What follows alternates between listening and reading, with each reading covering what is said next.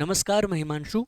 आज हम लोग बात करेंगे कि यूजीसी नेट हिंदी विषय से, यानी नेट जेआरएफ अगर हिंदी विषय से आप देने जा रहे हैं तो क्या क्या पढ़ना ज़रूरी है, क्या पेपर का स्तर क्या है और किस तरह के प्रश्न आपसे पूछे जाएंगे, कितनी पढ़ाई करें।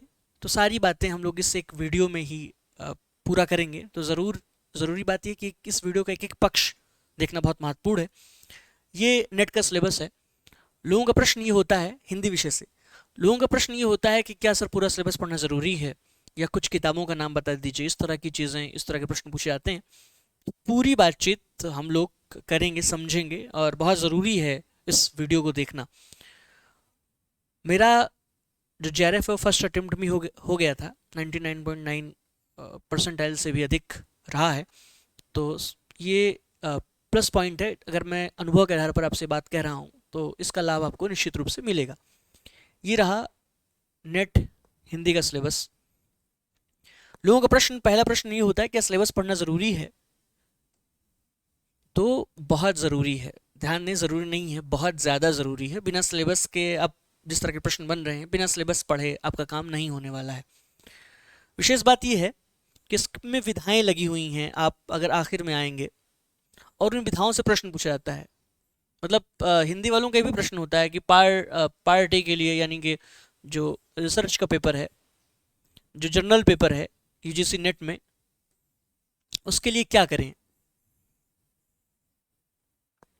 ये प्रश्न लोगों का होता है।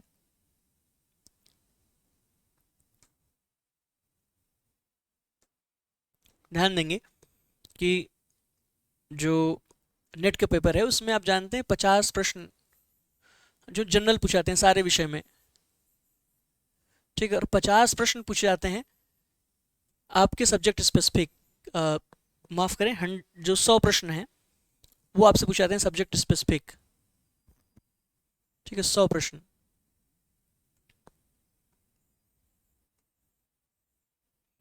तो ये 50 लोग पूछते हैं कि इसकी तैयारी करें, कितनी तैयारी करें, या कई दफ़े लोग इसको गंभीरता से नहीं लेना चाहते हैं, सोचते हैं ऐसे काम हो जाएगा। पार्ट बी की अपनी तैयारी करें, जो सब्जेक्ट स्पेसिफिक है, अगर हम इसे हिंदी, ठीक है, ये चाहते हैं इसी की तैयारी करे रहें और वो काम जो है 50 प्रश्नों का हो जाए। तो ये गलती आप लोग बिल्कुल ना करें। बहुत महत्वपूर्ण है, जेआरएफ होने में इसी का रोल बहुत ज़्यादा होता है। तो उसकी तैयारी करें 50 प्रश्न की, और विधिवत तैयारी करने की ज़रूरत है। रही बात हमारे हिंदी की, जो 100 प्रश्न आपसे पूछे जा रहे हैं आपके सब्जेक्ट स्पेसिफिक, उसकी हम लोग ज़रा सा बात कर लेते हैं। ये इकाई नंबर 5 से विधाएं लगी हुई हैं सिलेबस में, यानी कविता, कहानी, उपन्यास, नाटक, निबंध, इस तरह की चीज़ें,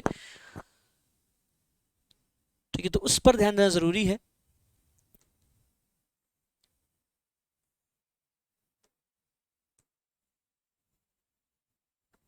देखिए, अब कविता का सिलेबस है ये, और इसमें देखिए पृथ्वीराज रासो, अमीर खुसरो, विद्यापति की पदावली, कबीर, जायसी ग्रंथावली, सब कुछ कविता में। फिर इसके नीचे अगर हम आए तो ये कविता, कविता के बाद उपन्यास, उपन्यास देख रहे हैं, इतने उपन्यास लगे हुए हैं। जगदीश चंद्र तक जो है, धरती धन्ना अपना, जो इनका उपन्यास है,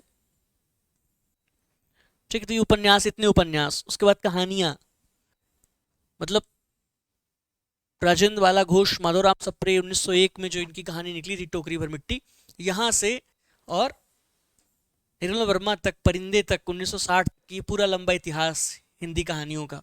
तो यहाँ से प्रश्न पूछे जाएंगे, नाटक, ये सब आपको पढ़ना है।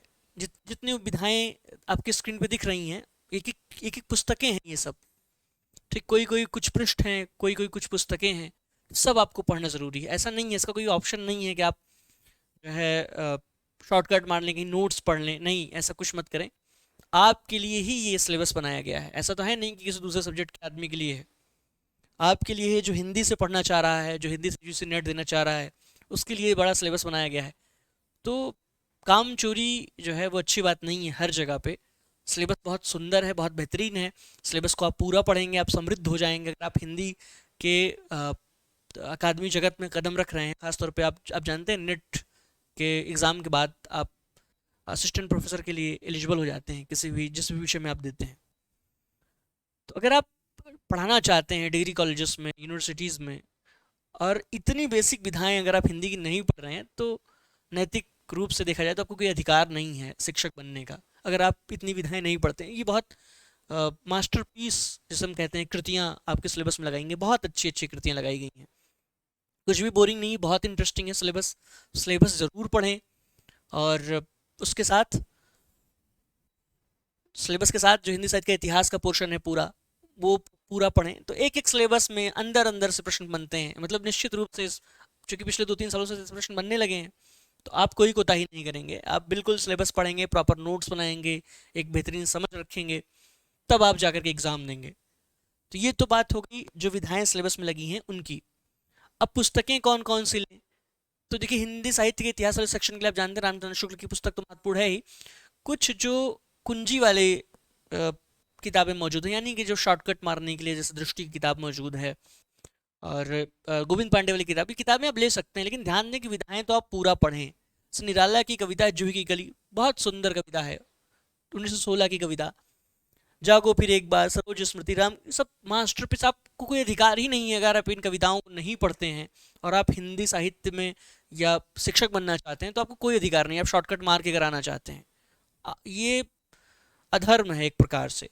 तो ज़रूरी है कि आप पूरी रचनाओं को पढ़ें और तब जा कर के प्रश्न में परीक्षा में बैठें और प्रश्न को हल करें। इसलिए ज़रूर मीन्स मेरी इन सारी बातों पर ध्यान दें, और वो जो शॉर्टकट वाली किताबें मैंने बताई हैं, गोविंद पांडे, दृष्टि, ये सारी चीज़ें, पुस्तकें भी ले लें, लेकिन सिलेबस ज़रूरी है कि पढ़ें।